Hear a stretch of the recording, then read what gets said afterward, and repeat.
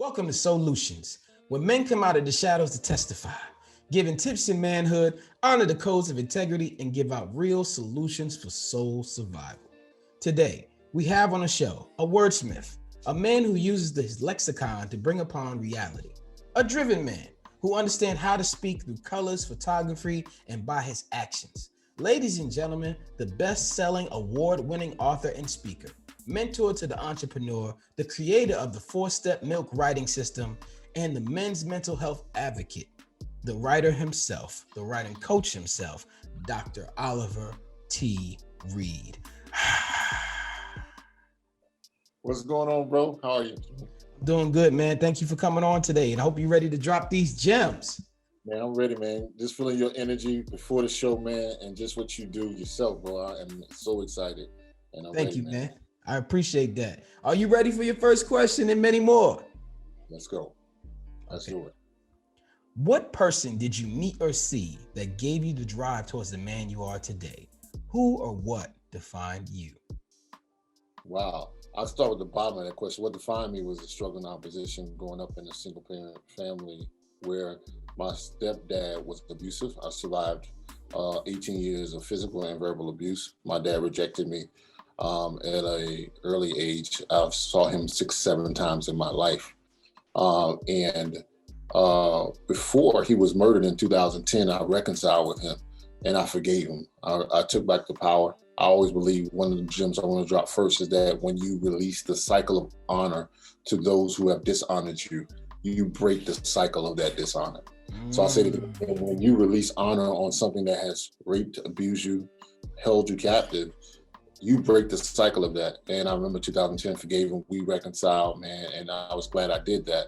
And the basic preface of that was, as I forgave him, I became a better man. So that man I met at 34 years old, who was a stranger that I saw 5 times in my life, but he came when I graduated high school, he came when I graduated college, he came when I was a licensed minister, when I was ordained. He came at pivotal points in my life. I had never spent a birthday with him. And this is dope, I want to share this real quick. Our birthday was on the same day. I was born the same day as my father. We never shared a birthday, a holiday, but he was the man I met that inspired me to be the man I am now. Absolutely. It's so much to break down from there. I want to stay there for a moment. Talk to me about the moment you decided you were going to reconcile and take that honor back from him. I remember, man, crying. I went back and forth, man, just in my mind, in my head, from a standpoint of saying, hey, I don't want to reconcile, because I had seen him in passing several times in my life. And the way he came back into my life, man, was he reached out to my mother and said he wanted to speak to me, which I was infuriated. I'm like, this joker, for lack of a better word, like, you know what? He's calling my mom. He can't even come to me. I ain't got time for it. I was all in my feelings. I thought I had overcome it. You know, I progressed in my professional career. I thought I was over this whole thing, man, and found myself in the parking lot of McDonald's, basically crying like a baby, like the 5-year-old that was waiting by the door, like the 12 or 13-year-old teen that was so angry inside. And I began to do that. And man, you know, wife was like, you need to talk to, he's your father no matter what. I'm going off on her. We beefing back and forth. And I'm like, no, he's a sperm donor. She says to me, no, he's still your father. You can go up and down, but he's still your father. And I was sitting there, man, before I was in grad school, in college. And I was sitting there and I said, man, it was a Christian school we was at, and they said, hey, let's pray. You know, I feel led to pray, and they prayed for me. You know, it was there, and I started feeling something breaking. And during that break, man, I walked out with my phone, and I called my father. And when I called my father, he answered, and he would begin to say he was about to apologize before he can get the sentence out. I took back that power. I said, I forgive you. I mean, flat out, I forgive you. And when I said it, I meant it. And we started talking. Later on, we started to talk and interview, but it was at that moment where it wasn't planned. And this is to some man out who thinking your biggest breakthrough comes impromptu. You know, your biggest breakthrough is not me planning and thinking about it, because the more I thought about it, it was going to put up barriers that would hinder me from propelling myself past this pain, past this bondage I was in. So I just did it on the fly, called him up during the break, And that's how we started. And we started talking, man, 9 months straight. I got to talk to my father, man. And not knowing that in 2010, you know, the 23rd, that he was going to be murdered. You know, it's a great thing that you had the chance to spend those 9 months, right? And he was able to get his affairs in order with his son. For me, I was also growing up in a single parent home for a short time before my mother found someone else, but I had to sit down with my father and interview him and ask him the tough questions. Did you get a chance to actually interview your dad to hear his story? Because being a man now, you have different experiences. You have a different level of comprehension about what the world has to offer for you. So upon sitting with your dad, did you ask him these tough questions? Did you get any information that you needed to make you say, hey, maybe I can understand his story a little bit? Yeah, it was yes and no. What was so powerful, the yes part was we started talking, I started asking questions, and I realized, man, that this very same thing he did to me, his father did to him at 11 years old. My dad walked in my in the room where my mother was having me in conception and said, this ain't my DAM baby, he's too light. Even from the time of the birth process, he had rejected me. And so I started talking to him. He said, yes, I did it. And, you know, he was an alcoholic. He had a lot of things going on. He said, yes, I did it. And I did it because what was done to me. At 11 years old, my dad denounced me, moved. He never said I wasn't his. And so I started talking about that. So it was yes, but I didn't get the full closure. He was supposed to come, man. So, I mean, he was supposed to come on, I think it was November. He was supposed to come for Thanksgiving to kind of visit me. Because of the alcohol status and sickness that he had, he wasn't able to come. And so when he didn't come, we were going to meet for, you know, come and really bond. And that never happened. So that was never that closure. He was murdered. I never had a chance to, I didn't even want to, based on the situation, to even go to the funeral. So I'm still peeling back layers and still dealing with that. And I have never overcome that. I thought that, you know, because we wasn't together like that, man, that it was going to be different if something happened like this. But it was almost like it ripped me to shreds, man, from the standpoint, here I am having this potential to reconcile, and basically it was stripped away from me. So I had some closure, but still finding closure. And now I'm in the process, man, and I'm dropping this on your show. Nobody knows this. I'm in the process of writing a movie about my life and turning that as a tribute to my father. But it's been 10 years of grief that I have still, but yet I still haven't went to the place where he was murdered in Louisiana. Still haven't went there. I understand that, man, because sometimes where you don't take the time to reconcile with certain people who played such a pivotal point in your creation, you feel like you're missing pages in history now. Stuff that you're supposed to fill the pages with about who you are, find out some intricate details. So I encourage everyone to always interview your parents, whether or your guardians, or the people that you feel around you that you need answers from, because it is good for them as much as it is good for you. And if you get that opportunity, you will feel rejuvenated. There was a point where you had to shed your skin in the dark. Every man has to go through that point where you have to listen to your own heartbeat and get back up. Would you say that was one of your lowest moments? Man, that was one of my lowest points. I go back to the powerful part that my dad lived. Check this out, brother. He lived 20 minutes from me. You know where I lived in Charlotte, North Carolina. He lived in Concord. Been a point in time he lived in Charlotte. I have brothers and sisters I never met before to this day. I don't know where they are. He was a missing link. From a standpoint, I was robbed from so many things, and I had to shed my skin in the dark because he wasn't there. He passed me on to a man that abused me, you know, and so that I had to deal with physical abuse and forgiving that person, and that person ended up dying, and I didn't even get closure there. So I have a lot of, you know, and have kids now, and have to become that man and be that father when I didn't have a representation. And so I wrote a tribute to him, and it was a powerful thing about shedding my skin in the dark. It was called X-Man. And as a man, you might identify with this in a lot of brothers, where I had really mentally, from a standpoint, bro, I had divorced my father. I had really said, hey, you know what? You my X-Man, not the X-Man that you see, you know, on the comic book, the hero. You're the X in my life. You're the place where the pain is. And one of the things, if I can share a little bit, it's called X, man. I was like, hey, it's a shame the same blood froze from my heart in your veins. When I was young, I crawled to you, got older, called for you, but you were never there, man, always a here and everywhere, man. So I labeled you my X, man. There's no pain like bleeding from the day-to-day incision of helpless rejection, parked at life's intersection, parallel to nowhere, across the street from neglect. But yes, guess what? I give you some respect because I know that your old man put the X on you, man. But thanks to the Son of Man, I'm a new man, free man, lacking wanting nothing, man. Now I speak into the ears of my young man. The X marks the spot of God's eternal plan. So that's how I got rid of that. And I wrote that prophetically before we reconciled. Hey, listen, that is a great way. That is a gem, ladies and gentlemen. Sometimes you have to use the arts to get that energy out of you so you can build and grow. I appreciate that, gem. There's so much we can talk about in this diaspora, this whole cortex of fatherhood and what it has done to all men in some accord, right? Whether the absence of it or the presence of it or too much presence of it. Talk to me about the moment when you realize that you had to have balance between yourself to make sure that you don't even corporal punishment too hard, that you are there in a good way. Yeah, I had to kind of balance it. Now, let me go back, man, and I love, man, the show. I love, the fact of the authenticity, the authenticity of this. Well, I hear the babe in the background. I hear, the next generation in the background. Everything I learned is prophetic. Every sound, every movement.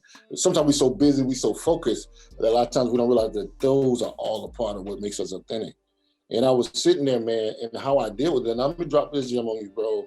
And to those who are gonna be listening, King, I was actually working, had just moved to Virginia from Charlotte, and I was rebuilding my life.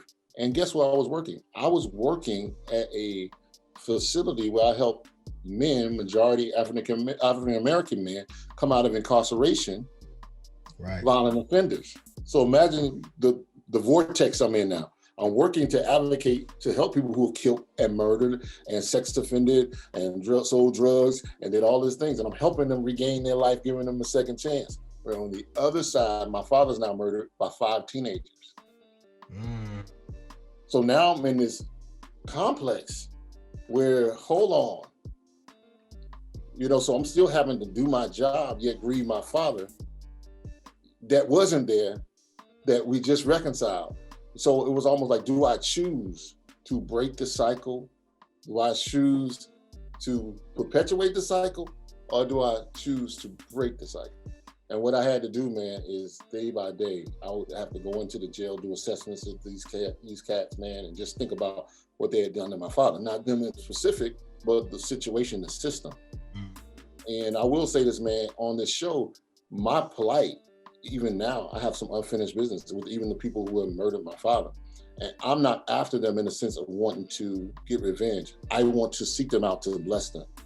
In some kind of way, I want to share my love for my father, to share that he mattered.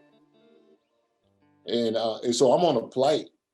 I'm learning as a counselor, mental health expert, and working through life that you have to either choose 2 roads, right? Am I going to use this pain and turn it on this axis? Or am I going to invert this pain and turn it into a sword that kills me, that eats away at me? So I'm like, man, how can I bless these dudes? How can I be my father's voice? And so that's where I'm at, and still seeking. And not only that, the other kids out there, the other men that had to go through what we went through, the other people who killed and now are being killed, right? I think we have an obligation. We too much is given. The parable says much is required. But I'll take it further. You can have what's given and you can be required, but if you don't implement what was given, your existence is never felt. And so that's all I want to do is impact. Absolutely. If you can give one suggestion for the man who says, whom father is still alive, if you can give some advice to him who says, I'm good whether my father live or dies, I don't need to speak to him anymore. If you can give a positive affirmation why he should, what would you say? Because it's the same blood flowing in your veins. We don't, and this is what I had to learn. We don't get to choose our parents. There's a parable in the Bible, our readers, but I love the scripture. It says, honor your father and your mother. A societal, being in the Western world, puts a heavy emphasis on honoring our mother, right? If you look at Mother's Day, you can't get into the restaurants. The stuff is bought off the shelves. You know, when you look at Father's Day, man, you can go in there late, you can stumble in there late. You know, it's just not an emphasis put on the king. It's not an emphasis put on the father in the role. Now, I've lived, I've traveled, I've gotten out. I went to Africa, South America, different places that I've experienced, and there's a different culture from the father. The father has an honor, and I like this biblical principle. It didn't say that the father had to be right. There's no stipulations on the honor. If he was providing for you, if he did this for you, it doesn't give you a characteristic that a check sheet. And I think a lot of times the children, we're so wounded, we're like, well, he didn't do this, I don't need to do it. Well, going back to that point, when I put the honor on my father, I broke the cycle of dishonor for me. And so I would say to that man saying, I don't need to be my father, that's why you do need to see him. You need to be able to share with him. You need to be, y'all may not be buddy. It may not be a happy ending. And I'm a firm believer of that. And I'm a story. Me and my father never embraced after that. We never saw each other after that. I didn't go to his house. He was supposed to come here. He was murdered before that. But I can rest in my spirit because I released it off of me and I show honor. Man, can you imagine on the other side, bro, that may be watching this, that will hear this, if you don't forgive your father and something like that happened? Now you got to deal with, man, I could have called, bro. I could have said something. I could have answered that call. Because at the end of the day, man, I thought I was over. I'm like, man, I don't need this dude. I'm successful. I got my own kids. I'm da-da-da-da. Man, I cry like a baby, man. I cry like a baby in a McDonald's parking lot. Because I thought I was over it until I got confronted with it. And then when I was able to go past that, and again, I cried like a baby when he was murdered. Because I'm like, man, why now, God? Why? We at a point where we're talking. Bro, my birthday is the same birthday as my dad. It is, absolutely. So every time I have a birthday party or I have something, I think of my father. That's how close we were. Even though we never spent time, I walk like my father. I look like my father, right? And so that's what you gotta look at, man. Honor, in that sense, has nothing to do with, just like you didn't choose him, you can't choose whether you're gonna honor him or not. You can, but at the end of the day, you put that honor on, trust me, it will break the cycle of that dishonor for you. Absolutely, brother. I appreciate those kind words. Do you have a vision board? You know what? I don't. And I tell people all the time, now I'm gonna say something that a lot of people like, vision board. And I tell people this when I coach people in writing books. I don't just write a book. I don't coach people to write a book, and I'm sharing this with you on the show. I encourage people to be a book. That's the most thing, like me sharing today, I've got comfortable with sharing. Not that it's about me, but because when I open up, I know that people will read my pages, they may not go buy my book, but they're gonna go to this dope show, they're gonna go to this fire show, which is really instituted in knowledge. And you're doing something that, man, is epic. When you're speaking to the heart of men, that they might watch this, stumble upon this, and they might not buy my book, but they can hear my story. So I teach people to become a vision board. Right? There's nothing with taking notes. I don't knock people for having a vision board, but I say, hey, if your vision never gets to you, it's almost like you being with your woman, you say, I got so much love for you, but you never can get the love that you have for her on this board into you. It has to be practical steps. You got to be able to feel and touch it and make it tangible. And so I say, I am a vision board. So what I do is as you see me, I'm full of branding. I wear my things. Why? Because this is who I am. I'm comfortable in my skin, you know? And I think that as your vision, look at this, write the vision, yeah, get it going, make it plain. But then it says to run with it. And I think so many people, when you get that vision board, it's almost like a trophy in your house. You got it on the board, but you're not running with it. But if you tie your vision along with what you're doing, what I mean by that, like if I say on my vision board, I'm gonna make 400K this year, I get a shirt that says, I'm gonna make 400K this year and I'm gonna wear it. So people say, what does that mean? Because it reminds me. It's not just sitting in the house, it's on what I'm doing. I'm grinding, right? I'm grinding. And I want you to see I'm grinding. I want you to ask me, what does this mean? Everything that I do is purple for a reason. There's a pin, there's a circle. So my whole thing, my whole logo is about changing the world, right? It's not that it looks good, oh, it's a dial, it's a time. If you look at it, it's a clock. It's on me. Who am I? My name. This is who I am. This is a part of me. This is my destiny. So it's all about becoming that board and becoming that book. So I don't knock you having a vision board as long as it's transferable. No. I think you upgraded the terms of vision board. A lot of people don't really use the board and the pictures as much. People put things in their cell phone. People hang up lists in their house. People do sticky notes. But you're saying be the board 24 hours a day and wear it on you so people can reflect what you're looking back on you so you can manifest it. That's dope, sir. That is another gem, Dr. Oliver, and I appreciate you dropping that today. But I ask you this. Give us an apex goal that you achieved off your vision board of yourself and one that you're currently chasing that is on you now. I think the biggest goal that I achieved myself when I did this year, bro, it was like the end of the year. It was finding myself. Like when you're creative, man, I'm just gonna create. I write books, I counsel, I speak. I was just trying to find myself, and I was kept rebranding myself. I kept, hey, I'm the relationship architect. 1 minute, hey, I'm your solution coach. I'm trying to fit this whole apex of what everybody in this little box. I had to realize that I'm Oliver Reid. That's who I am. And though I do all these things, who am I really? What has been the consistency? And what was the consistency in my life was I was a writer. From writing hip hop to writing poetry to winning contests when I was a little kid to writing books. I was like, I'm making this harder than what it needs to be. What have I always done? I'm a writing coach.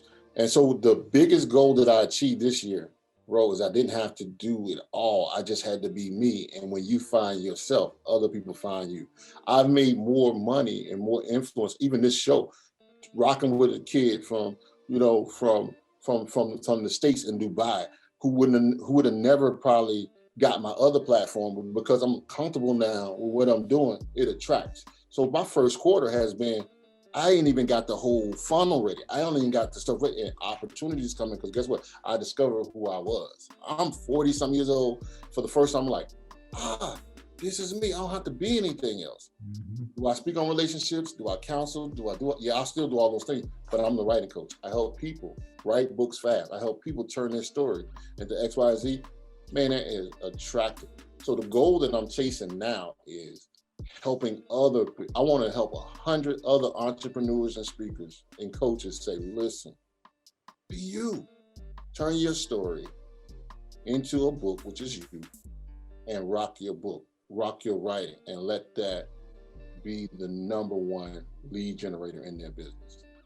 We are the sum of our experiences. We are the sum of our experiences. And what you're talking about is just coming into fruition of all the heartbreak and the love and the joy you received, and finally figuring it out that you had to go through all these things to get to this point.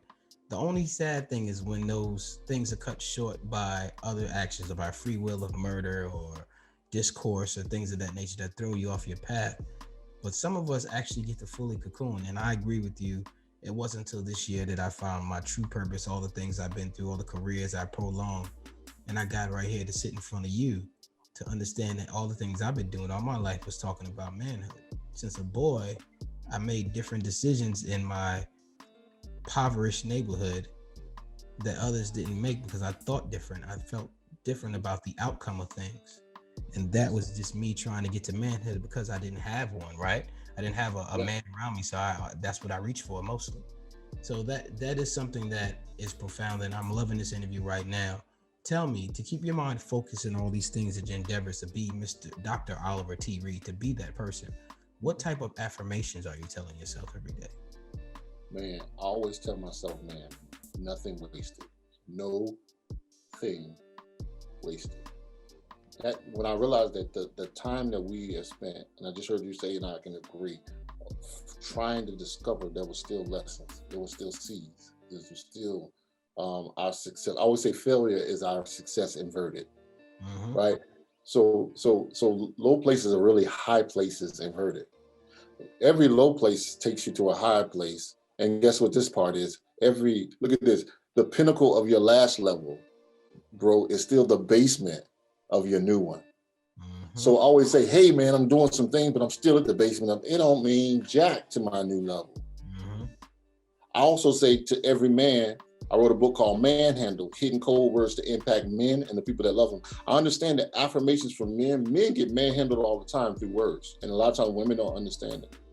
You may have that guy that's 40 years old still dealing with 5-year-old problems where his mother told him to shut up and lock him in the closet, or his dad beat him down.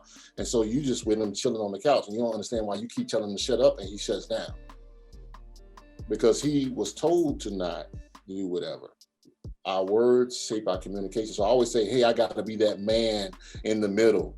Like coming today, I'm excited, I'm hyped, because this is my language, right? I'm in the middle, I'm learning from you. I'm in the middle, but I'm also giving out. So men have to be in the middle. And once you start just being at the head or at the bottom, you mess the whole thing of Yas playing up. When you start saying, yo, I'm at the top only, I'm grinding, or I'm down here, and this is where I'm gonna be. You gotta be in the middle, which means you gotta be reaching up and giving back. That's the affirmations I always say.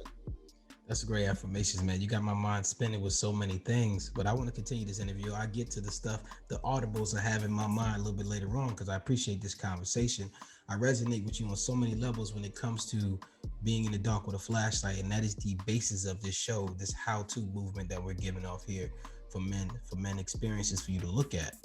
Tell me, when did you start goal setting? How early did you start goal setting with intent? I think when I really started it, I remember getting, beat down. I was abused by my stepfather, man, and my mother left and still continuing to go back. Still some things that I'm in therapy about, because I'm still trying to figure out, love my mom. She was so many things, but why did you go back? Why did you go back and subject me to that? So as I got bigger, it was different, but my stepfather was 6'4", 244 pounds. He'd come home and just go ham just because I looked like my father. I wasn't his, right? And so from that standpoint, I was like, oh, what's going on? And we came back, I remember after 11 years old, man, being beat, left, came back. The beating started because I hit puberty. I started to beef up, so it wasn't that, but it changed to the verbal abuse. That's why I'm able to talk about those things. Life is a book. While I talk about everything I talk about are those flashlight moments. There are those places when I've been there. And I remember him saying to me, man, you slouchy, you're gonna be an alcoholic like your father, you ain't gonna be nothing. And I remember I thought differently. I was raised in the hood in Charlotte, North Carolina. I thought differently. And I said to myself, yo, I'm going to prove him wrong. So I went to high school, got my degree. Guess what? I mailed him a copy. Matter of fact, he had to come to the graduation. When I went to college, everything I did was whatever. And then the other part was my father. I was determined, man, I'm not going to be like this dude. And I started purposely saying, hey, you know what, I'm going to do X, Y, and Z. That's when I started to intently say, I'm going to finish and I'm going to pursue. But I was always wired differently from a standpoint of my goals, my drives. My first goal was at 14, 13, me and my boys from the hood, we were going to the studio. We were trying to make a demo tape. Expression. Right, we were expressing there. Like most people were selling dope, they were doing it, but we were like still fly. I'm working at Bojangles fast food. My partner working somewhere else. We taking out a little money. When we going to the studio, our goal was to be on Yo MTV Raps, But I didn't know I was a writer. I was just writing rhymes. I didn't know that. Look at how it matured. And now later on, 40 books later, and helping hundreds and hundreds of people write that book. It was just rhymes. I fell in love with this thing called writing, and I started goal setting from there. You had to go through all those things, and I'm a firm believer in what you're saying, because when I look at the totality of my life, I had a music career as well the last 15 years, but I kept hitting a wall, a glass ceiling that I couldn't figure out why I couldn't take the next step, and then the next step wasn't supposed to be in the music. Maybe later on, but not right now. Right now, it's supposed to be this. I was supposed to be doing this. And that's when you had to shed your skin. Everybody had to shed another form of skin during the pandemic. In fact, I was speaking with a young lady on Clubhouse. I will give Clubhouse this credit 1000%.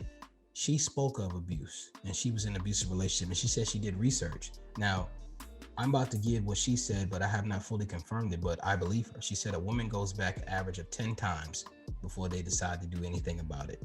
And sometimes the 6th or 7th time is too late, or the 10th time, that's when they're ready for help. I currently am close to a situation like that in my family, right? And it's very hard when can a man step in? This is an audible question, but when should a man step in? Another man who's watching this man do these things. The only reason he's doing it because the system, the justice process system takes a long time to accommodate. And then it was a problem when people don't get held. When men don't get held accountable, they tend to go a little bit further than they would if there was other men holding them accountable. Yeah. So when do we as men step in, fearing the fact that the person we step in for will lick the wounds of the person that you stepped in to help? Yeah, that's a great question. I've been in that situation. You have to get in your mind when you feel it here, when it's in your gut. You know, one thing I learned with your gut, when that thing won't leave you alone, it could be that still small voice, like in the grocery store, man, you really need to get this guy some money. You're like, man, nah, you probably gonna just go buy drugs or something with it anyway. What I've learned is it's not your responsibility about the outcome. Your responsibility is to be accountable. It is my problem. When I see it, bro, why you all in my stuff? It is my problem because you are my concern. And I think we don't learn a lot of times that our job is to plant a seed, not to go out there and make it a harvest and take on accountability. Is not like, you know what, man, I'm not walking through your 40 steps with you. Your job may just be to bring awareness that, bro, I see what's going on. I understand, I listen to him. And I was talking to somebody the other day, like, if I know that this guy is into something, and as long as it's healthy, I'm not talking about toxic, but say the guy likes football, man, sit down with him, watch the game. Don't just come and tell me about my issue right off. Build a level of trust. Oh, yo, man, let's go grab something to eat, man. Do that 1 or 2 times. But don't always have to come in and try to fix it. I saw this, bro. Sometimes when I've seen men walls come down when they realize, man, I'm just like you. I'm opening up my wounds too, bro. I ain't coming at you this way, but I'm telling you this is how I should do it. Here's another alternative. And I think that sincerity is what's key. You know how a man can feel you when you're sincere, and they can feel you when you're just trying to come in and just whatever. But at the end of the day, when you come in, it's really understanding what I'm called to do in that situation. I may just be your conscience. I may be something that comes to just make you aware. And I don't own it because it is twisted. A lot of times in a relationship, both of them can turn on you inside of that situation, but it's also being able to find that time, be very strategic in dropping wisdom. A lot of times when I'm dealing with young cats in particular, I have to be around them and a lot of times teach them and impart into them without them knowing that that's what I'm trying to do. Because if they know what I'm doing, the walls come up. You know, but when it's just like, hey man, this dude is genuine. He's spending time. He's really concerned about me. Yo, we watched the game. We went and got some wings. Now when I hit you on the 4th time, like, bro, I've been watching some stuff, man. You're gonna be more prone to be like, all right, man, what, you know. Right. I feel you because you didn't just come from out. That is definitely a unique approach I've never heard. Usually guys are ready to step in physically instead of stepping strategically and sit around it and try to get to know that other person's side of the story, and even maybe not fair or not, take into accountability of that, you being strategic. That is something I'm going to add to my tool belt, and that's something I need to add. That's one time I saw a guy, and it actually happened where he was assaulting the female. You know, I was like, man, you know what? This ain't right. You know, I just kind of came like, man, I didn't come like, you know, defensive, swinging. And it's literally happened. I'm like, man, you know, this ain't right, man. We can't do this here, bro. He like, you know, he was still living at the time. Mm-hmm. We can't do this here, bro. I was like, man, the cops gonna come. Because at the end of the day, the whole thing is a system. Is that we don't have enough time on the podcast to talk about the psychological impact of what's really going on. Absolutely. Because of the systems that is in place from the 1970s and beyond, from slavery that says, hey, I'm only going to help you. This system is established to help you if you're dysfunctional. We don't even address that whole thing. We got to be dysfunctional for you to get a check. We got to be dysfunctional for you to feel like a man because you were from a breeding ground that said basically you were to breed and not be a father, not be affectionate, not be what? You're talking about 400 years. And so you're dealing with a 400 years pandemic there's been a virus. Because guess what? I saw the slave master beat me. I saw the slave master beat you. You came but beat me. You wasn't even used to having a relationship. You was a breeder. And that's another whole thing. Whole nother thing. And now let's look at what slavery is. Slavery is that check. Slavery is that stimulus. Slavery is that child support. Slavery is, you know what, let y'all destroy each other and don't value her because you're so low, right? So any man that is doing that anyway is not valuing himself, and he's still in some type of slavery. Show me a man who would do that doesn't have some form of slavery in his mind. Absolutely. I'm sure there's many layers to break down in that, and hopefully we will touch on it throughout the rest of this podcast here, back and forth about that. But for those who are listening, if you wish to take a physical approach to step in, think about what Dr. Oliver just said about becoming the spook behind the door first, sitting there and understanding the enemy, right, so to speak, and then gaining his trust to get his walls to come down so you can speak to him on a level where he can actually listen and retain, and he may make the change, and it may not be too late. They might be within in that first 10 steps of the woman go back, and they might be able to get it right, because marriage is for life. It's a long thing, and a lot of people hold on and do a lot of things to make things better, or relationships, and people get better, some people get worse. But sometimes if we approach it in a humble way, like Dr. Oliver said, we can really upgrade the person instead of them continue to spiral out of control. Yeah, I would say this, man, right here, one of the things I'm learning, it's not been easy, is to not think from the brain of sensationalism. Sensationalism, man, you feel and you don't think. You got to make it home that day too, bro. If you run in the store and you see a man beating a woman, we already know it's morally wrong. You want to intervene by instinct. But what's intervening meaning? Is intervening calling the cops? Is intervening trying to talk the guy down? Is intervening running over there and fighting, and then now you end up killing him, or he end up hurting you, vice versa, then both of y'all go to jail, because when the cops roll up, it's a fight. You're both fighting on private property. So at the end of the day, you've done a good deed, a good action, and then at the end of the day, I've seen men do that and find out the girl goes right back because she's to that whole situation. I've actually worked with it in the professional realm, where I never forget working professionally, helping individuals who face homelessness.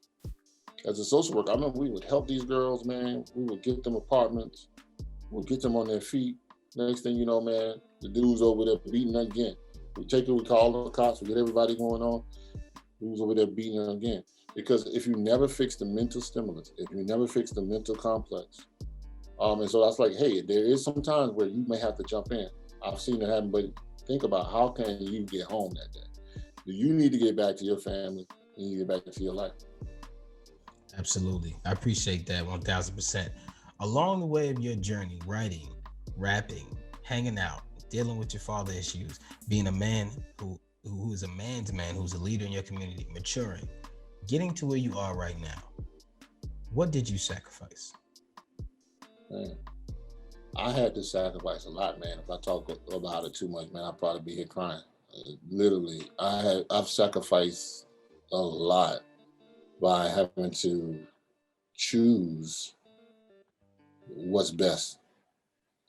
And even from family dynamics, even having to say, I'll sit on my hands for the greater good, has been one of the things that has had me relive some things that I went through on the other side. I've had to, be at a place to watch my kids grow up and fight from a mental place. And as I was saying, not from a place of physical, but having to fight from here so that my son can grow up better, to sacrifice so my daughter can grow up better. And at the end of the day, take the blows here, because now I'm living this on the other side, where I faced it this way, and now trying to be here, but systems prohibiting, and then feeling like helpless. Because I know those brothers sometimes feel helpless. You angry, because that's one of the things we express. We know how to express anger, which is a plethora. I was on a call with some gentlemen the other day. They were like, man, do you know it's like 300, I think 600 different emotions, but men, especially black men, African-American men, only stay in 4. We angry, we happy. We don't think about melancholy. We don't know how to talk about we feeling, agile. We just focus, I'm angry, or, I'm happy. Or, we know how to talk about, this feels good. Oh, she fine. We know about attraction, and the feelings that we feel there. But maybe people, man, you know, and I realized that that's how I've been able to sacrifice. And it's been a lot. A lot of that was time, something that I never get back. But I had to choose something, man, that blessed me. As we was on the show, I heard your baby's voice.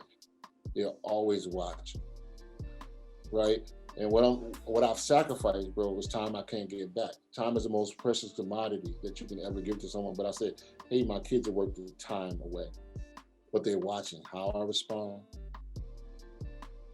what I do, how I respond to their mom, how I respond to failure, how I respond to when they go ham, how do I respond? And so that's the biggest thing I learned, man. I've sacrificed that. I've sacrificed a lot. And believing that, this is the powerful thing, believing that what you sow, you'll reap. That's another whole thing.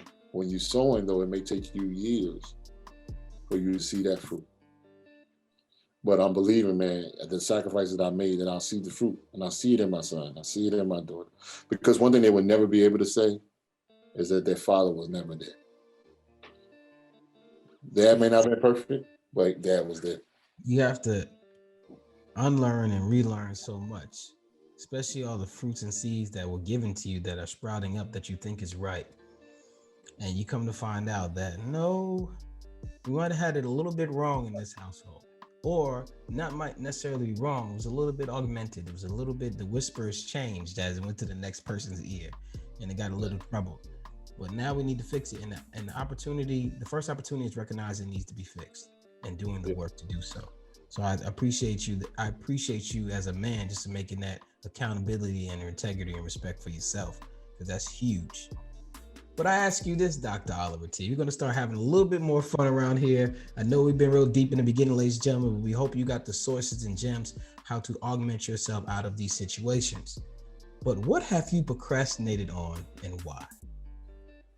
Man, so much. Like, I'll say it took me, I'll just say book writing first. It took me 10 years to write my first book. And that's why I'm becoming what I wish I would have had when I started writing my book. You know, I was stuck in the South, we say fitna. I was stuck in that nation of fitna, which I'm a fitna to write my book, I'm gonna do it. And I never did it. You know, I had all those things. I procrastinated on that. I procrastinate with the healing process, bro. I procrastinate with dealing with issues. You know, I carry issues around sometimes, man, because of the way I process. People will never know. You know, I'm jovial, I'm doing this. At the end of the day, they never know, because that's the hologram. You know, that's the thing we throw up. We're creative. Well, man, I'm gonna come out with this new soundtrack. I throw myself into work, and I procrastinated with what I'm openly saying now is my healing process with therapy. I had been through layers of abuse, bro, layers of certain things, and hurting other people in the process. You know, I'm not just the victim. You know, I hurt people because I was hurt. And for me to kind of say now, I'm going to, being a mental health counselor, being a leader in the community, saying, hey, I got to go talk to somebody to talk about 5 years old. Taking your power back. That's it.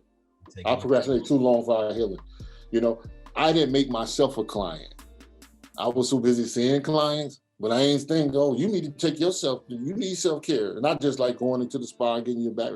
You need to go talk to somebody. You need to really unpack all this stuff. So I wasn't really good to myself. And so I think learning that, man, now, procrastinating for you. Absolutely. On those things. Absolutely. I appreciate that 1000%. How important is it to leave where you're from to develop yourself to where you're going? Man, that's monumental. And it's not just the leaving of the physical. Physical, you can move. I realize I moved, man. I moved from North Carolina 11, 12, maybe almost 13 years ago. I'm just mentally moving, right? I moved locations, things popped off in the business realm, a great opportunity. Stuff started happening, but what needed, the internal stuff, is just starting to click. Because now I'm thinking, I I got to break those mindsets. I thought I had broken those mindsets, but really I didn't. I just buried them. So now I had to really say, oh man, I got to definitely resurrect this stuff to kill it. Like, this is Jim. I hope you get that. Sometimes you got to resurrect stuff to kill it. You think it's dead, but it ain't dead. It's like that Freddy Krueger movie. It ain't dead, right? You think you killed it with the hacksaw. All you did was bury it. Sometimes you got to like, no, it's there. And then you got to bring it out. And then you got to expose it. Then you got to make sure it never comes back. You know what I noticed? A lot of people see the monster coming. They close their eyes and they pray. Hope it goes away. That's something we got to stop doing. It's reflective in our music. It's reflective in our entertainment. We close our eyes and we have so much escapism now. But COVID made everybody sit there and open their eyes and look at their demons. You could not escape them. Some people made it mentally, some people didn't. And I'm not saying that you're weaker or stronger, but that it's just the times we're in. And I think we can all build ourselves up to overcome anything together. You don't have to do it alone. That's the biggest thing people have to understand. You have to allow people that's there to help you to help. Yeah. But it's hard to decipher who's there to help you or who's there to get one up on you to talk about you, right? So you have to figure those things out. But allow help to come in is probably the first one of the first steps you can do to get you out of that dark place. Because you said Freddy Krueger, Nightmare on Elm Street, the only person who could help was one person throughout the whole movie could help those kids. But we're not gonna get into that. That's a whole nother talk. Today, especially who the heroes were in the movies back then. Right? Who died in the movie first? Yeah. Didn't look like me. I'm just saying. But I want to ask you a question. This question is very intrusive. Now, I usually don't ask this. Well, I have asked this question 12 times now. 11 times. You'll be the 12th person. I'm gonna ask you whether I should keep the question. You can tell me if it's too intrusive, and you don't have to answer it if you do not want to. I want to hear what you have to say if you do feel like answering it. So you can tell me if it's good, keep or let it go, and you can answer if you choose. Are you ready for the question? Hey, I'm here now, man. I always like to build it up. It's okay. It is intrusive to me, but we'll see how you answer it. Yeah. What was abusive to you that you thought was love? How did you recognize it? How long did it take for you to accept it? What was abusive to you that you thought was love? How did you recognize it? How long did it take for you to accept it? Wow. I hit on it, but it's really deep. The fact I knew that I was being abused by my stepfather, but I realized that the deeper level of abuse was the fact that my mom, going back to the question that you said earlier, enabled it. That was the thing that I found myself angry and I didn't know what it was about, because of all the stuff that she was doing well, spiritual, kept the family together. I overlooked the fact that I shouldn't be 5 and getting beaten like by a grown man, hanging by my feet, blood coming down, not to be gory. No. From that standpoint, to say you in the other room and do nothing. And then it happens again. So I looked at the abuse and say, I knew that was abuse, my stepfather. But the other part was, when we go the other way and we see somebody being abused, this may be good for somebody. You're just as accountable as that person abusing. Because you could have said, let me let this Oliver go live with a loved one, or whatever it was. So that was something, man, it took me, even now I'm going through the process, bro. This is raw emotion to say, that wasn't right. I got to confront that. So I was like, in one level of it, him, but then I'm like, but my mom, you shielded me. Why did you allow me to do that? And so that's when I started to accept it. The more you get healed, going back, the more you start to come out and start to heal in one area, your eyes begin to open up in another area. And so now, like, hey, it took me 40 plus years to realize, hold on, that wasn't right. And then why didn't I get help? Why didn't you get me help? Things that I'm dealing with at 45, I could have probably dealt with those earlier. We know the cycle. We know how historically and culturally things go. But that's one of the areas, man. It was a cycle of that abuse. Because out of that came out so many different things came out of that. Absolutely. I appreciate you sharing with us today. And I hope whoever's listening may be going through these things. Yes, you need to evaluate the situation and deal with it and run at it head on. And you said dig it up, don't bury it, because it's always going to be there poking at you. Yeah. You rather resurrect it. This is a powerful thing I'm learning. You rather resurrect it than it resurrect on its own. Absolutely. A man said something that was powerful. He's like, I'd rather tell on myself, tell my story, than you get up and tell my story. Right? Because I live my story. And I think that's the powerful part, but I think you should keep that question, man. That's a great question. Thank you. And Audible, I like to call the Audible right here. You just knocked my memory right here. I have to stop the show and say something to you real quick. The man who outs himself is more accepted than a man who gets outed. And what I mean by that is when a man reveals who he is and he stands by it, people just accept it. Say, oh, that's him. When someone else tells his story, they go, ooh, did you hear about such and such? Yes. Did you hear about that? I can't believe that was him. Yep. So just want to give people some advice. Now, you don't want to out everything about yourself now. Everybody knows some secrets. We all done some really, really great and bad things. And sometimes you don't need to tell either one. You don't need fame from either one. You just need to continue to live your life. Dr. Oliver, I want to talk to you about this conversation now. This question I love asking all the men who come on the show. Yep. And I love to hear their answer because I am really trying to be an advocate for change in this department. Are you ready for this question, sir? Yeah. Are you sure? I'm here now. Did you ever get a sex talk? Who or what gave you sex education?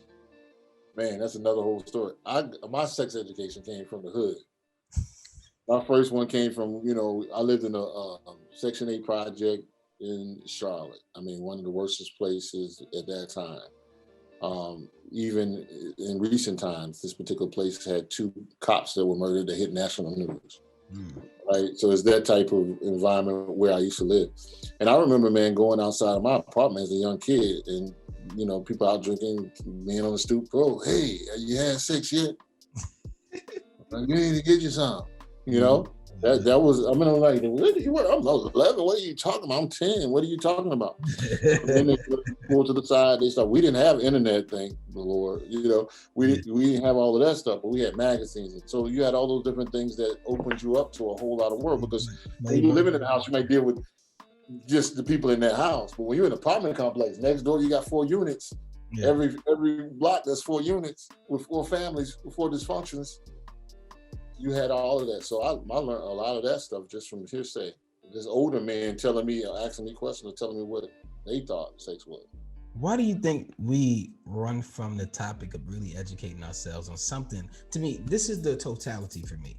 For me, I believe now the government gets a lot of money off of our sexual mistakes when it comes to child support and child abuse and families breaking down, because it all comes back to the moment you decided to show one of the highest forms of expression in an uneducated form. Sometimes we are educated, but some of us go get real primal and enjoy the actual act of it, which is great. Sex is great. I always say sex is great, but I think if we talked about it more, it would put more walls up for you to make better decisions.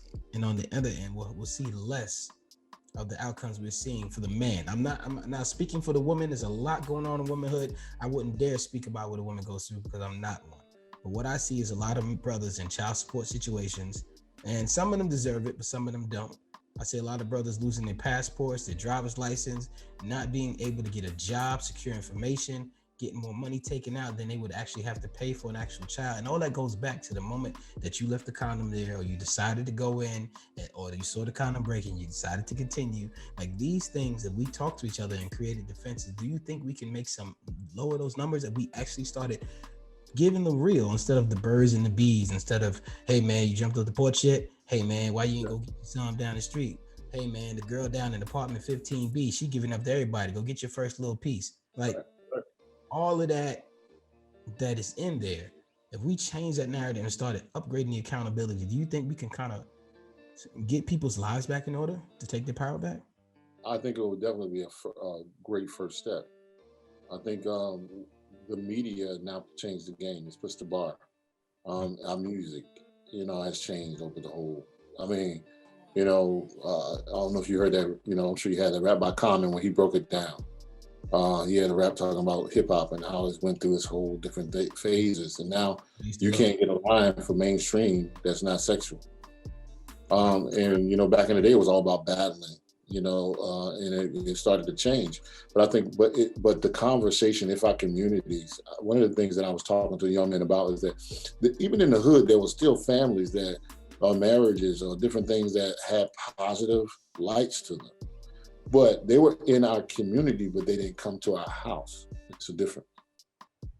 So is everybody kind of like, we look, we see that, we know that he beating her, we turn, we know that they having sex, and this person's out there wilding, we just turn. We don't go and and talk and sit down and talk about it. The other part of it is that you said something that's real powerful, man.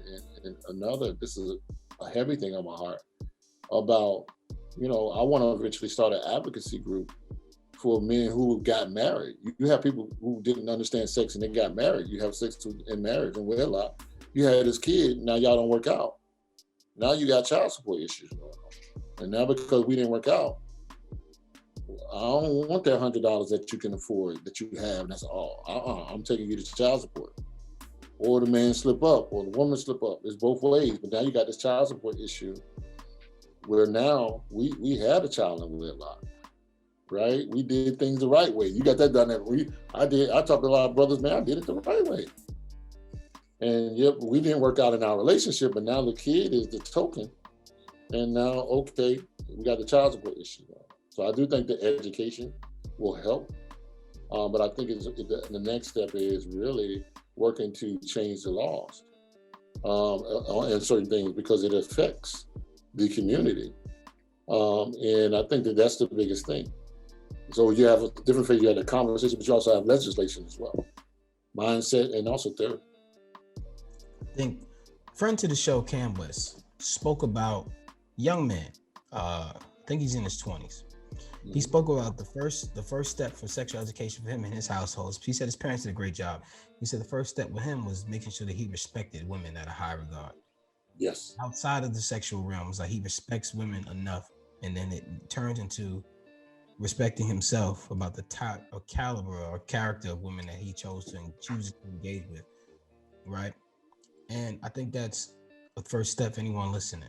Respect for women is the number one, but it's hard to garnish that if you live in a impoverished neighborhood and no one exemplifies that. So it is a uphill battle in a lot of regards, in a lot of sense. But also, friend to the show, Nas Bey said, if you don't have a mentor around you, find a book to be your mentor.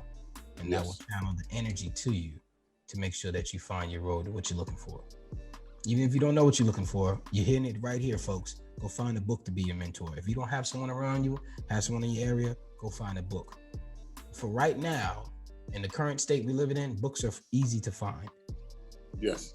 I won't speak of that in the future, but if you can get a book in your hand and feel the texture of your mentor and read about it, then you can definitely become what you take in.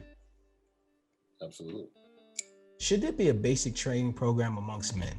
A level of education given, skill traits given out to the community, our impoverished community, where we teach financial literacy, communication, how to change a tire, how to change a tie, gardening, general wealth building, stocks and real estate, and speaking to the elderly with intent. Now, I preface all that by saying, if you and I lived in the same neighborhood, whether we lived in a impoverished neighborhood or not, you and I would then take the time to have camaraderie as neighbors, as men, to say, hey, you know about writing.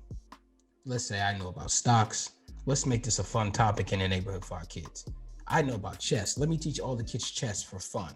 And now we're teaching them chess, and we take Monopoly money, and now they have Monopoly money. They can purchase stuff from each house in the neighborhood. Now they're learning financial literacy. If we started implementing these fun games where real life will come into play, right? If we giving these kids a certain type of monopoly money, somebody's gonna try to steal it from them. So that they're gonna realize all of these things inside the neighborhood that, hey, real life, this is what happens in real life. Like the people are gonna try to take from me. I need to have financial literacy. I need to protect what I have. Do you ever think our neighborhoods could ever do something like that? Where we have a level of communication where we actually come out polished, ready for the world, and not just ready for a 12th grade system, or not just ready for the church and the Bible, not just ready to what the rules are at the Boys and Girls Club, but actually ready for life. Yeah, I think that that's absolutely, and it's a powerful concept. I love it, and it already happened. It happened in Oklahoma. It happened. Let's go back. It happened in Timbuktu. Happened in It Philadelphia. happened in Philadelphia. It happened in Africa. Mhm. It happened, or the name that was given. It happened in Um, Mississippi. it happened. I like to call it. It's a tribe. It's really we use it loosely like having a tribe, but the tribe you had a right to passage. So you couldn't just get up and say that I'm a man of my own. You had to have other men that say you were a man because you have done a system of things.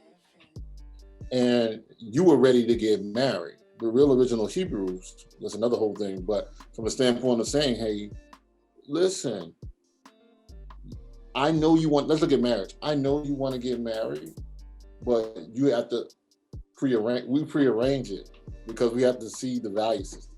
Then we have to be able to say, hey, you're at a level financially, mentally, capacity. So you have to be able to build this house, for example, equivalent or equal to your father's house. If you can't do that, then you're not ready to get married. Like right now, we don't put things, just like you say with children, we don't give them, I was watching something that was fascinating some years ago, right? It was a village, I think it was in Asia, and it was talking about martial arts. But what they would do is that every day they would take these kids and they would put them they would dig a small hole and they have the kids stand in it. Little by little over the years, the hole got deeper and deeper and deeper each time. And they would tell them to jump out of the hole to where this was like 6 feet, 7 feet, 8 feet, 10 feet. They were cognitively jumping out of the hole because it wasn't different than the inch. Psychologically, they didn't see it any different than jumping out of the first hole. And that's how they were training to be warriors. They were training to be martial artists. And I thought about that same thing. What if we did the monopoly money? What if we start telling you as a young kid to own your business? Don't wait till you're 50 years old. I try to tell people all the time, my kids and other kids in the neighborhood, write a book. Why? Because that book produces residual. That book, if you go to Entrepreneur Magazine, is the number one lead generator in the world, is a book. Right? So people don't understand, it's more than you just writing a book because I want to tell my story.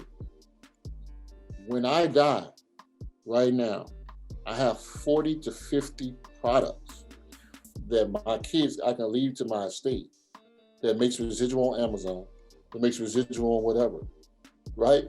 The most repurposed book in the Bible, book in the world is the Bible. It's been repurposed, rebranded millions of times, right? So going back to what you said, it has been done before in Africa. It has been done, that rites of passage is what you're talking about. Let's get you thinking on so many different levels.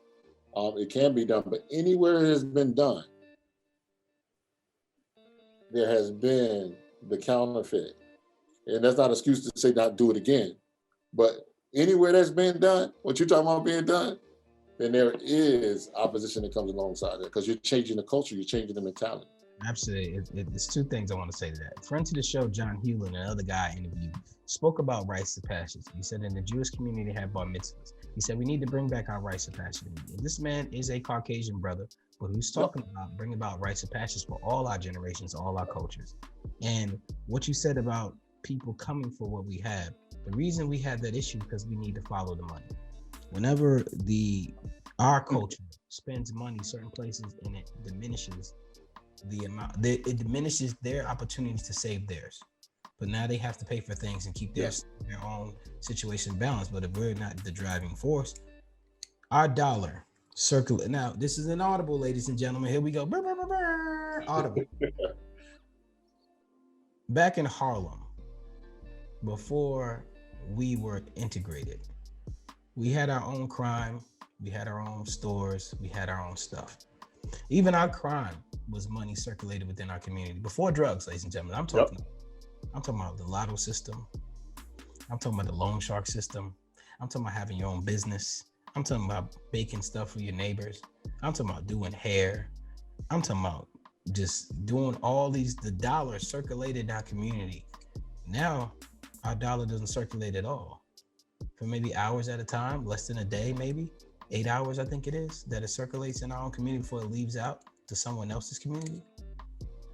We have to grow into a place in the diaspora where we can keep there.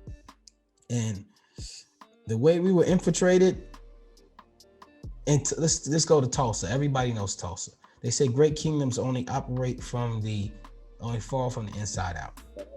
I will tell this story that I haven't told on this show yet, and I cannot remember where I was. Honestly, I should remember where I was, but I ran into a Buffalo Soldier.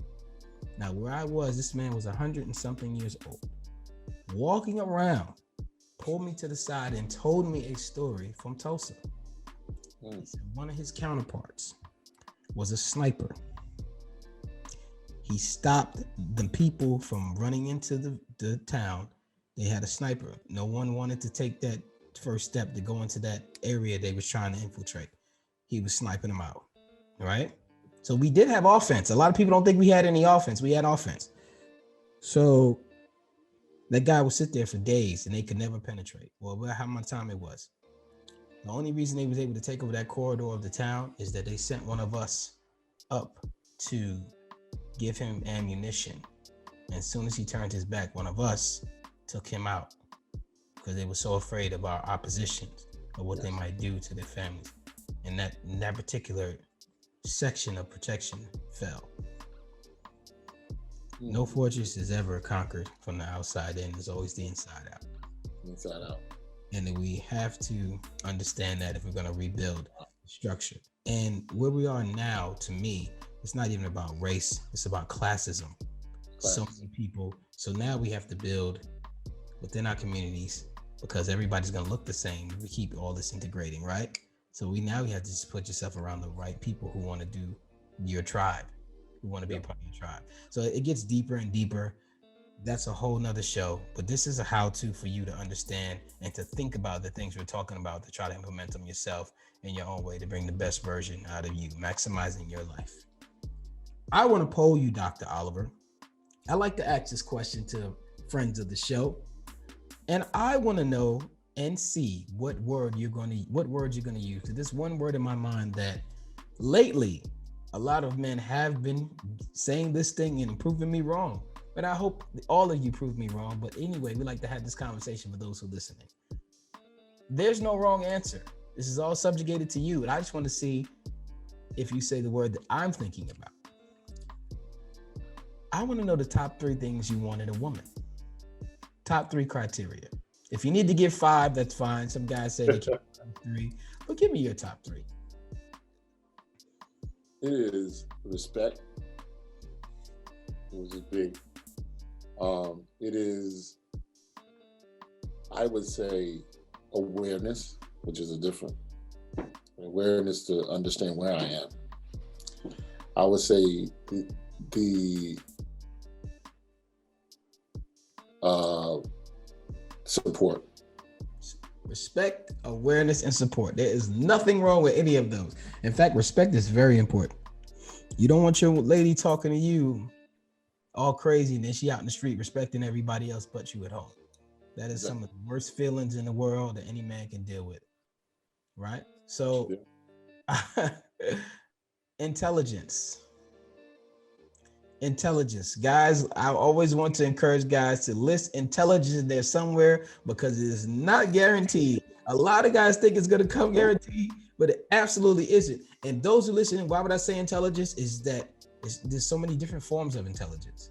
So it doesn't have to be intelligence like she has to be brainiac, but she emotionally intelligent. Awareness, like you said, that is important. Awareness, emotional intelligence. So you said it in a form, but intelligence is very important because looks fade, situations come, love changes, love languages change, but the emotional intelligence or intelligence period to have dialect and communication can always be great. You know, and it's funny too. And I'm glad you said that, because when I look at the form respect, it's not in the traditional way that I'm thinking about respect. Because a woman with wisdom Mm. Now you will respect. See what I'm saying? that's Wisdom, it's like you can't respect me without having some kind of fear is different than respect. You know, absolutely. so when people think like, oh man, you know, no, but aware and respecting man is an honor. It's almost like you're giving a reverence. You're becoming aware, educated around what my purpose is. Getting that awareness and that understanding. I can't come and talk to you any kind of way. We miss it, but at the end of the day, I don't, because I understand who you are. How much are you trying to understand communication? How much are you saying, you know what, I'm trying to understand my counterpart, my partner, my lady? How much are you trying to understand communication? How much are you investigating her emotions and feelings to make sure you stay on point? Man, just from a standpoint of a lot, you know, just from a standpoint of just really learning. No matter how long you've been married, no matter how long you've been knowing the individual, it's always awareness changes. You move that target. It's a moving target. You know, where you were at, 20 years, you're not there at 40, and at 40 you're not there at 60. You know, so it's one of those things where we chase moving targets. You know, we get fresh gear. I always talk about this. We get, all this stuff, cars. We interview for credit. But we'll never take time. I created this game called The Interview. We'll never take time to really interview our mates and go through the history of talking Mm. I gotta and play. asking the hard questions. You gotta put me And onto that game so I can play with my mate. Because listen, yes, I recently realized, I say, oh, this whole time her targets changed. I said, who's your favorite guy, like superstar, celebrity? Like, oh, it used to be Will Smith, hands down. Like back in the day when she was a kid, it was Michael Jordan. She loved watching Michael Jordan play. And then it was Will Smith. But you know what? I asked her the other day, and it's not Will Smith anymore. Shouts out to Will. I love you, Will, but it ain't you no more. It's Michael B. Jordan. I said, what is I going agree on? with The girl you. is younger. I got it. At least he's closer to looking like me a little bit, skin tone. I was really offended when she went after Will Smith. Like, Will is beige. I'm dark. I got nothing here. You sure you like me? Not what I'm saying. But yeah, it's something that just to on a funny scale, on a jovial scale, the ball does move. And it's okay to re-ask questions, right? Yeah. To figure your wife out or your spouse or your partner out all over again. That's the game.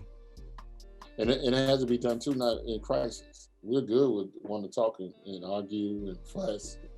Or when I'm hurt, you hurt, we mad, I found out something, But from a standpoint of pre-crisis, when things are going good, when the honey's on the moon, and everything, let's talk about real issues.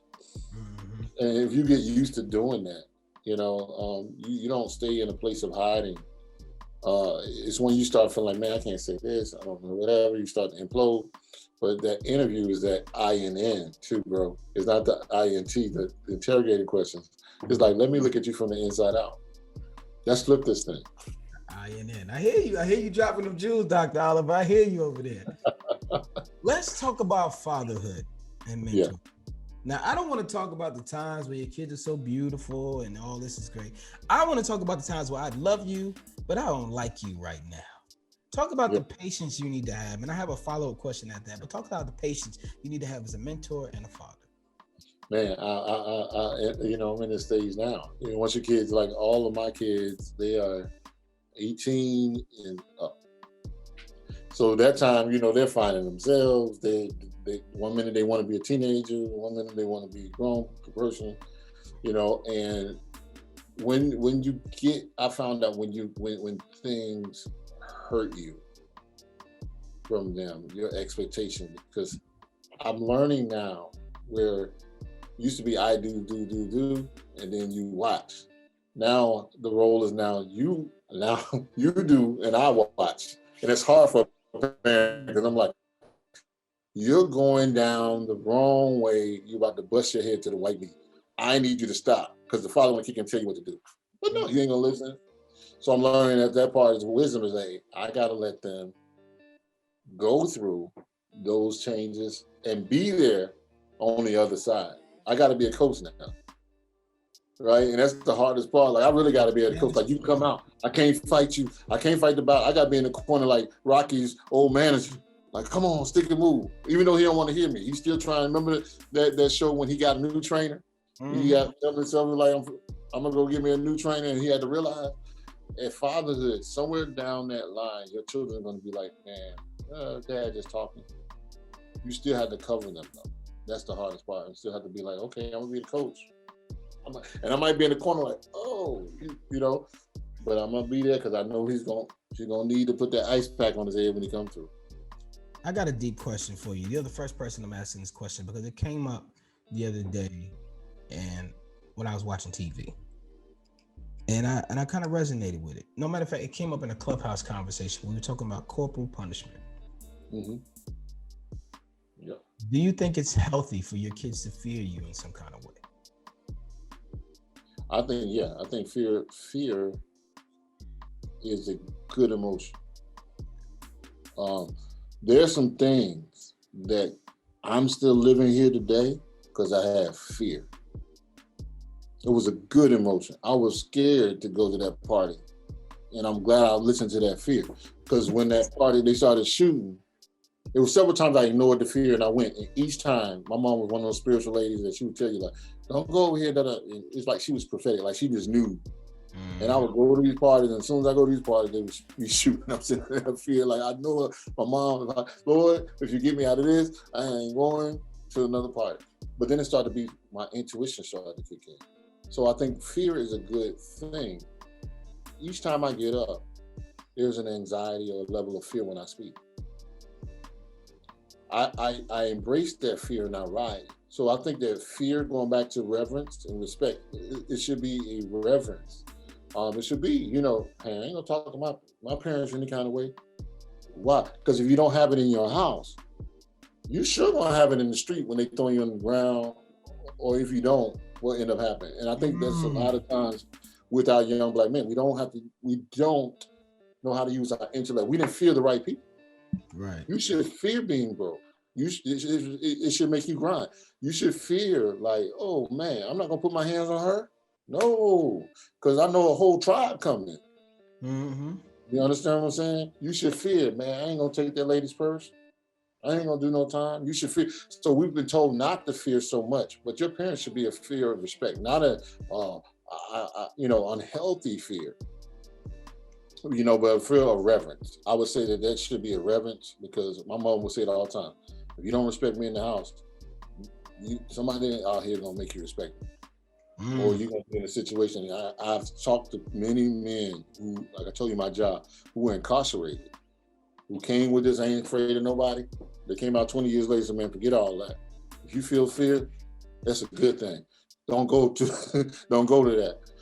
So I think it's a balance of fear and abuse. It's a different type of way, if you can't talk to your mom, you intimidate her or dad to ask them for things. Conversation shouldn't be fearful. Communication shouldn't be fearful.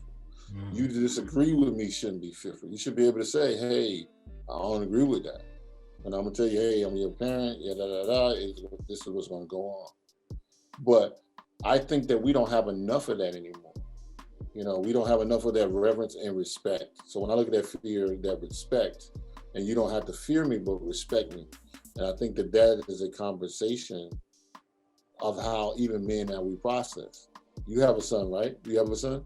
Yes, I was about to give you a story about that.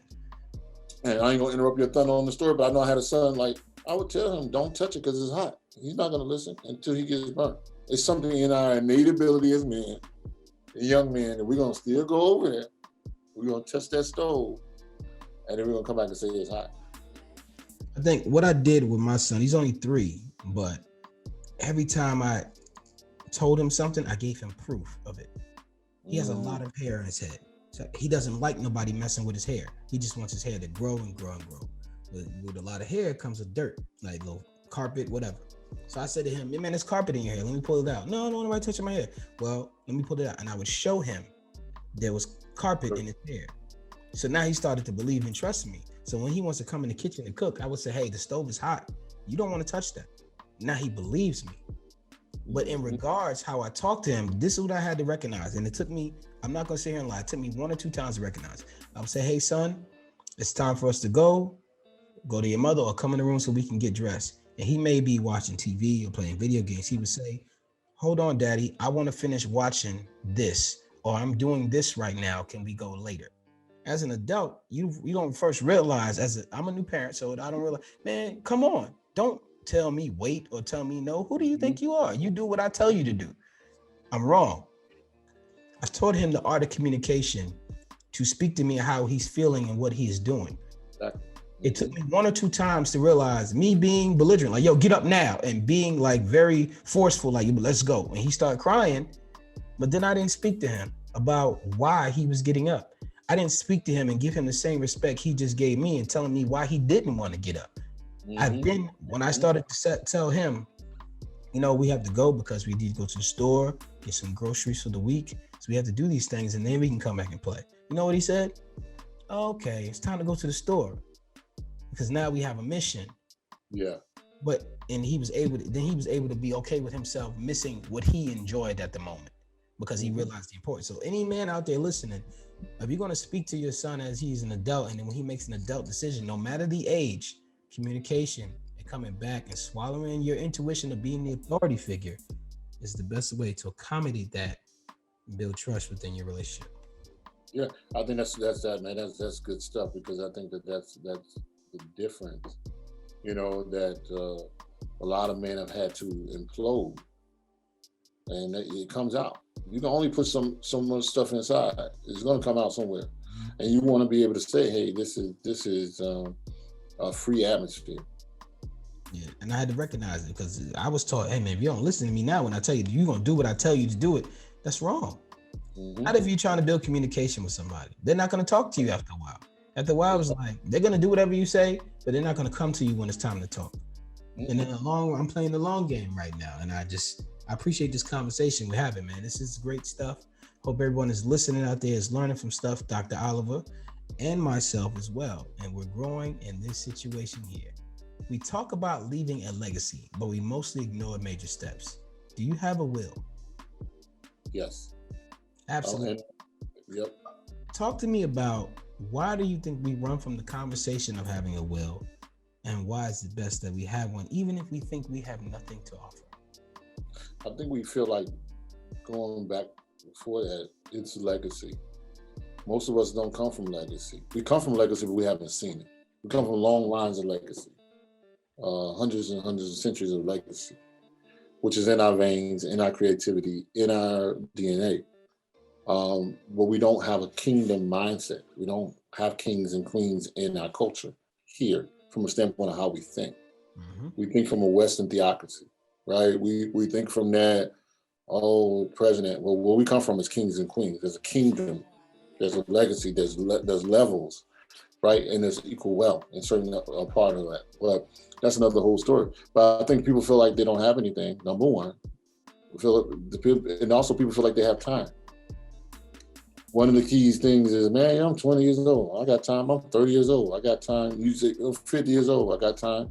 You're 60 years old. And then what happens? You run out of time. And people don't look at investments. We don't look at, the culture like, I don't want to leave anything. I've had people in my family take stuff from the next generation and die. Why would you take stuff from the next and don't give it to them? These are people that didn't have kids. You don't have kids, but you still would rather die with it than to have a will, to have somewhere else to keep it in the family, to keep generation, because of the poverty mindset. Because at the end of the day, we prepare to live. I'm laughing because I had my dad on this show. I interviewed my dad on this platform, and he's such an old school cat. His answers were very bare and none, right? Because that's the generation he comes from. They don't speak a lot. I said, do you have a will? He goes, no. Now he's 70 something years old. And I go, why not? I still got time. That was it. And I'm like, man, you're 70 something years old. I'm not wishing anything on you, but are you going to have a will? Nah, not right now. That was it. It just, I laugh because when you say I got time, it just brought my mind back to that moment. I'm like, this guy is hilarious. He's hilarious. I love him. He's hilarious. So I encourage you out there to get a will. And also, I like to say this a lot. Cam Wesley Sr., a friend to the show, spoke about our cultural counterparts looking at death as an investment. What they do is the siblings and everything like that, they take out insurance policies on the grandparents and on the parents. And we're not talking about low policies. We're talking about $500,000, $300,000 insurance policies will probably run you $200 a month. And a lot of people don't have an extra $200 a month. We understand that. But if you can find a way to take out an insurance policy, we won't have to worry about us culturally doing GoFundMes as much. You don't have to worry about who's going to pay these medical bills and hospital bills, or we can continue the lineage. And when that person passes away, the investment of their time they spent here, being away from the families that works and stuff, now you can take that money and build a whole nother legacy. So I like to put that information out there, and also the information about payable upon death at the bank, where you can skip probate court. There's a paper called PODs at the bank. Go down there and fill out a POD. So in case someone dies in your household, like a family member, a guardian, or a parent, you then as the child now can take the money and still pay the bills out of the bank without any probate court or anything, because payable upon death is one of the forms. It's many ways that we can obtain wealth. We had a friend to the show, Mr. Michael. He talked about how life insurance policies are only awarding certain people $10,000, and they've been paying $100 or $5 for 30 years, and they only get $10,000, and that's not even enough to cover anything but the funeral home expenses. So we have to start educating ourselves on the investment of death, getting a will and not leaving a bill. Yeah. Because at the end of the day, each day we live in, we are dying. From the time you got smacked on the behind, the reality is we can get it twisted and we can get it demented in our head that we have this time. But the dial is from the time you take, and they pick you in the behind and you start crying, the dial is turned. Right? And I think that whole part of understanding that, and like I said, our counterparts have always understood that. Instead of leaving bills, that's another thing, leave real estate, leave land. A lot of people want to do, I don't know why I'm doing the audible on the other side, but from the standpoint, a lot of times people are saying, hey, and I got friends and everybody buying real estate, that's good, but if you don't own the land and you just own the houses on the land, what happens, the government comes in and says, hey, you need to sell this land to us because we're about to put a highway through here. I'm going to give you money. And I don't mind giving you money. They'll triple, double, whatever at the end of the day. And we're like, oh yeah, I'll take this money. They gave me 3 times, whatever. But you're not saying if they give you 3 times, what if you own the land?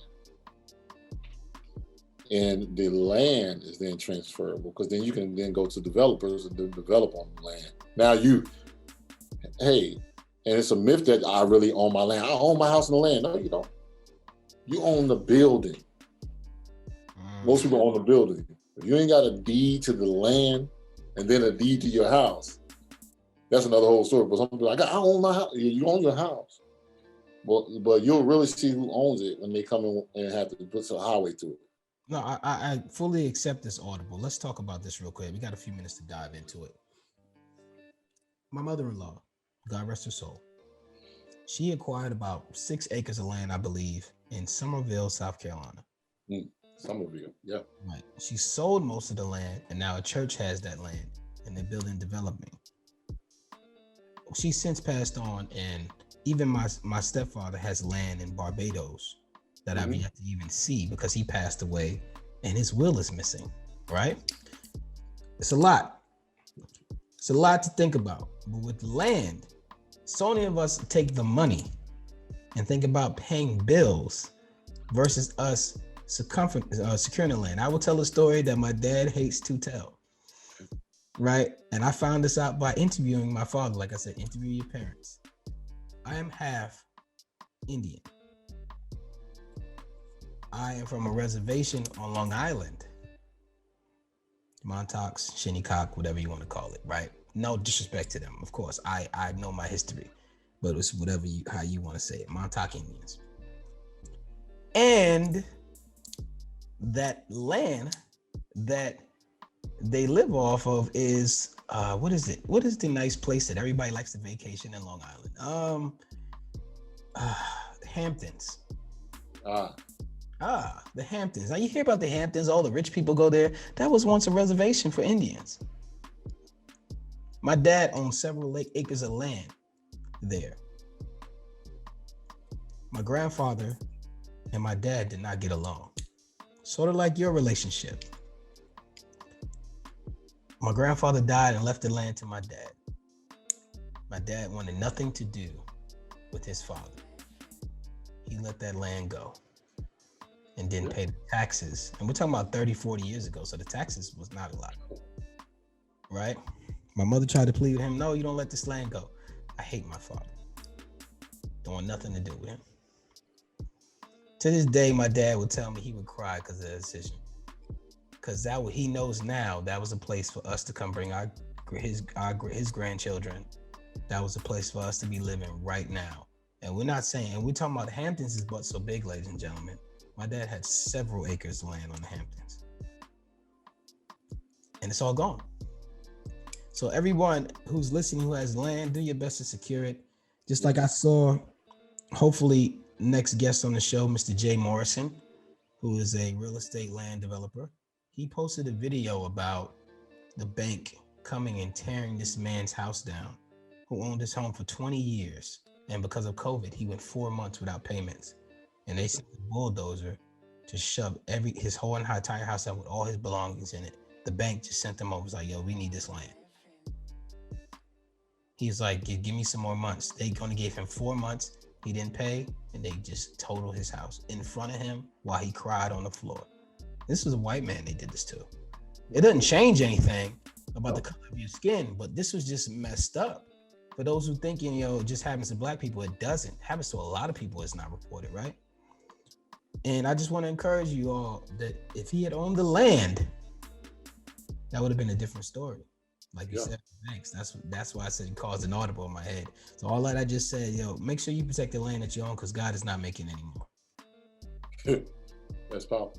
Unless the tectonic plate shift and all this extra stuff, and then we ain't got no paperwork anyway. It would just be get in where you fit in. But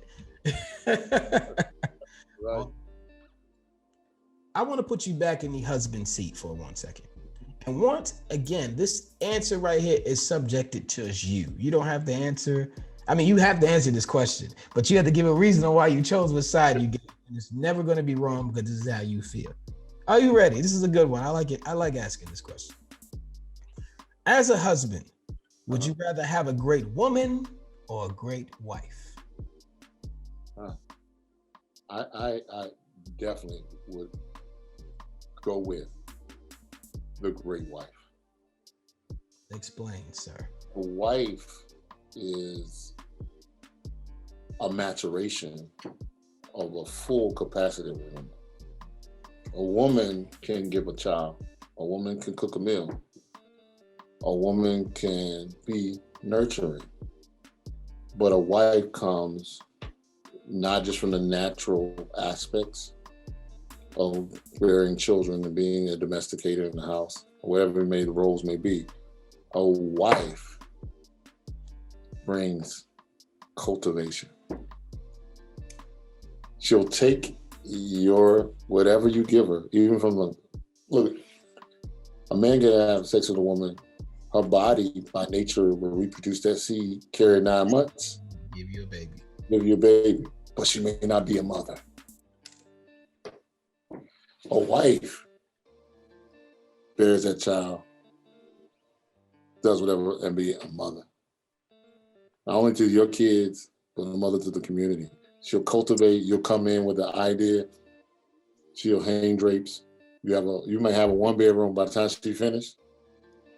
You're like, oh man, it's a penthouse in here. It's a whole character. It goes about the awareness. It goes about those things that have been cultivated. Since I've been married, there's been things that have been cultivated in my life since I've met my wife. There's things that have happened. So that's what I look at, the cultivating. And I always saying, hey, what is she doing in your garden, Adam? Is she cultivating your garden? What is she doing in your garden, Adam? I get it. That's a great answer. So you chose a great wife. There's nothing wrong. I will never push back on anybody's answer, but I will encourage you to always listen to the other gentleman's answer on that question to get your tool belt sharpened or add or take away some things that you might say that might have developed you, humbled you, or made you better. So, Dr. Oliver, I thank you for your answer. Great wife it is. Validation from your partner. It's like you win a championship when you meet the right woman. But Dr. Oliver T. Reid, I ask you this question. Do you defend the title? And what I mean by that is, there's no longer your representative hanging out. I'm talking about the guy that needs to be upright, doing some push-ups, looking good, making her feel like she has the champion. When she walks out the door, any man whistles at her, I got Dr. Oliver T. Don't you dare holler at me. Are you defending the title? Man, there's been days I miss it. You know what I mean? I mean, to be transparent, you want to defend that title, but there's been some days I missed it, you know, and I want to be better. Going back to that, I want to be better. Moving targets, you know. I would say that there's seasons, man, and people don't want to be real. But I think that you definitely want to always defend that title, make sure she's out there doing whatever. But then you have to do that gut check, like, man, hey, I can't get comfortable. You know, and the biggest thing is I'm like, man, the competition is within myself. You know, from a standpoint like, hey, man, because you know when you ain't, you know, brothers, you know when you ain't on your A game, and you know when you're not doing X, Y, and Z, and you know what's going, you know. And so that's the thing, man. I want to up my game. I want to do better. You know, Audible, a lot of, I'm only going to speak for men. Now, women, this may hold true for you also. But a lot of men are afraid to be on the A game because they feel they might outgrow the person they with. Mm-hmm. That's true. Like they settle into a C+ because they know that's what she is. Mm-hmm. And then they don't want to break hearts because by that time they have a family. They're running the whole family with a C+. But if they go to A, it might mean that that A might upgrade him to something, a whole nother situation. Because women come, only title I put on women that they incubate. I don't think that they should cook, clean, or anything. Whatever that woman is and how her perspectives are, I respect it, right? And we'll all develop together if you decide to run together in partnership. But only thing I know that women do is they take whatever you give them and multiply it back. Yes. That is a fact. So I don't put anything else on them besides that. I will say this. Sometimes some men are cutting themselves small so they can stay with the woman they love. I won't speak for women, but I'm a man, and I understand that some men aim low on purpose to not have accountability of how hard it is to sustain the A+, and they know they would outgrow certain people and situations, and they found comfort in it. Yeah, I think too, you know, a lot of people marry their now rather than marrying their now and later. There's a candy we ate here called now and later.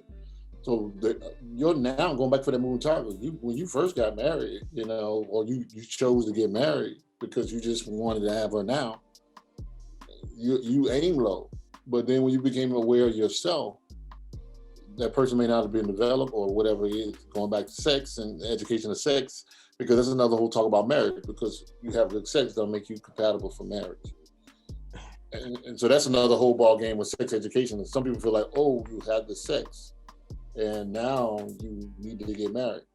And also, oh, you guys got a baby together. Now you got to get married. So a lot of people are married because of the sex. And so now we got to stay together, but there was no commitment. There was no whatever. Going back to, man, you know, I was talking one time, and recently me and my wife was talking about prearranged marriage. And how even when the marriages were prearranged, people still stayed together because there was no other option. But what people don't understand is there was wisdom and foresight of their families that looked and said, oh, these are the characteristics that we're going to do. But a lot of times they were groomed from children to be together, right? The way that my family is working, our way we're thinking. Now you don't have that. You just have, I met her on Facebook, I met her on Instagram, I met her on Tinder, I saw a profile, we get together, but the dynamics, going back to the whole talk about the game or whatever, words, what does family mean to that person? What does sex mean to this person? So a lot of times people are now entangled to a marriage. They marry somebody now that ain't compatible with their later. Now you stuck, like you aim low, then I'm going to just be comfortable and I'm just going to be together. Absolutely, sir. I appreciate those kind words. There's so much stuff that we could dive into in that diaspora. But yes, now and later is very important. And I think that's something we also need to teach in our community, the fact that people change and you always have to be ready for that, their change and that growth. And my hat somewhat is taken off to the person who actually decides to leave that relationship to better themselves, who doesn't settle for just being a C plus. Now, there's a lot of hurt people inside of your decision, but it takes a certain strength to do that, to care, to have that type of self-love. We always talk about self-love. When self-love is enormous, a lot of people get hurt around you. Yeah. Self-love. So it's a lot of sacrificing that's been done. But that's a whole nother ball game. But hopefully somebody specialized in talking about that, so us men can get that education for real. But just want to bring it to y'all attention. I came up with something called operating at 100%. And what I mean by that is I took 5 categories: purpose, health, confidence, money, and knowledge. Again, that's purpose, health, confidence, money, and knowledge. I gave them 20% each, all adding up to 100. I take a daily average and give myself a sum average at the end of the week to see how much of 100% I've been operating out of. Again, that's purpose, health, confidence, money, and knowledge.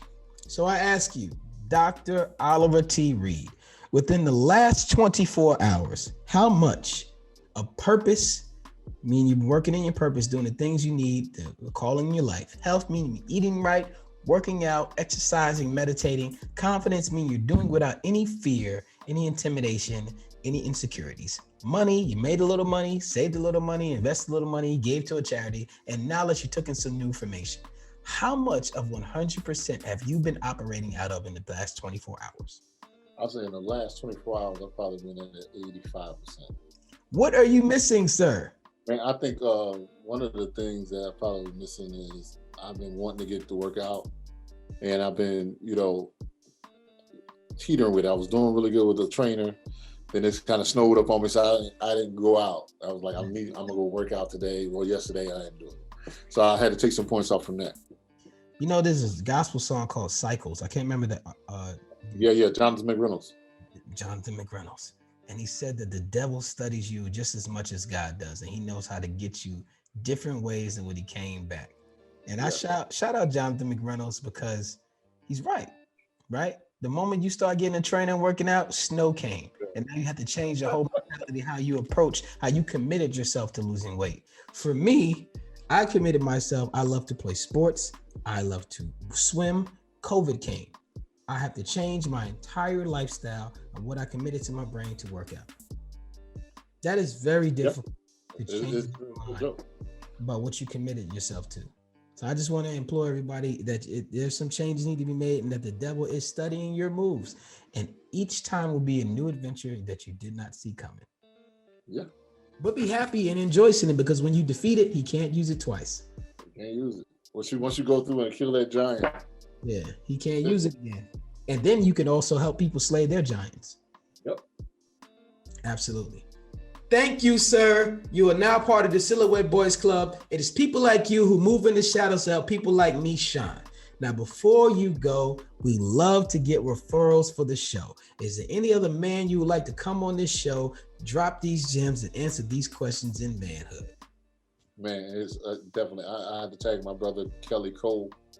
Kelly Cole. All right, cool, man. We love to have Kelly Cole on the show. Now, Dr. T. Oliver, you're author of over 40-something books. You got a lot of information. Please let the people know where we can find you, support what you're doing, buy a book or two, find us some information, and help us help you, and you in every other way we can. Yeah, man. Thank you again, man. This was really a dope show, man. You were great. Thank you, King, for having me on, bro. And you can find me fully branded at Dr. Oliver T. Reid, Instagram, Twitter at Dr. Oliver T. Reid. You can Google me. Go to www.milkwriting.com. That's my 4-step process. I'm telling you to get your book fast in under 30 days. Done. Guaranteed if you follow those steps. And so it'll lead all the way in that area. Facebook, Dr. Oliver T. Reid. Put in Dr. Oliver T. Reid, you should be able to find me. Dr. Oliver T. Reid, thank you so much for coming on the show. Thank you for being responding to my calling for you to come on the show. And I will be checking out your 4-step process, because I'm going to be writing my first book this year as well. And I want to thank you for your insights and information. For those listening, You can reach me at solutionsformen@gmail.com to be a guest on the show. Also at Sheen1 on all platforms. Let's continue this conversation on Facebook, Instagram, Twitter, Clubhouse, in the street if you see me. We end today's show with a quote from Dr. Miles Monroe. True success is not measured by how much you have done or accomplished. It's not compared to what others have done or accomplished. True success is what you could have done compared to what you could have done. In other words, living to the maximum is competing with yourself. It's living up to your true standards and capabilities. Success is satisfying your own personal passion and purpose in pursuit of personal excellence. Question of the day, question of your life. Are you maximizing your life? Ladies and gentlemen, this has been SOULutions. Thank you.